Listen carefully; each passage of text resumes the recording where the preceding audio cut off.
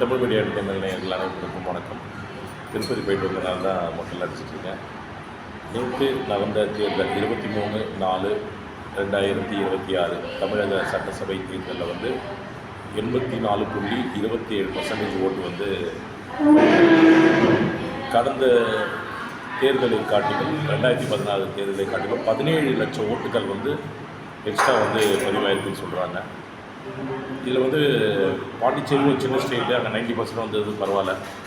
தமிழ்நாடு 234 தொகுதி இவ்வளோ பெரிய பர்சன்டேஜ் வந்ததுக்கு காரணம் யங்ஸ்டர் ஓட்டு.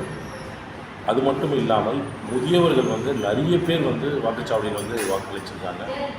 இதோட ரிசல்ட் மே 4ஆம் தேதி பொறுத்து இருந்தால் பார்க்கணும். திராவிட கட்சிகள், இது பெரும் திராவிட கட்சிகள், இதுக்கு நடுவில் நாம் தமிழர், அது மட்டும் இல்லாமல் விஜய் ஆரம்பித்த டிவிகே கட்சி முதல் முறையாக போட்டியிட்டிருக்காங்க. ரிசல்ட்டை மே 4ஆம் தேதி காத்திருந்து பார்ப்போம். நன்றி, வணக்கம்.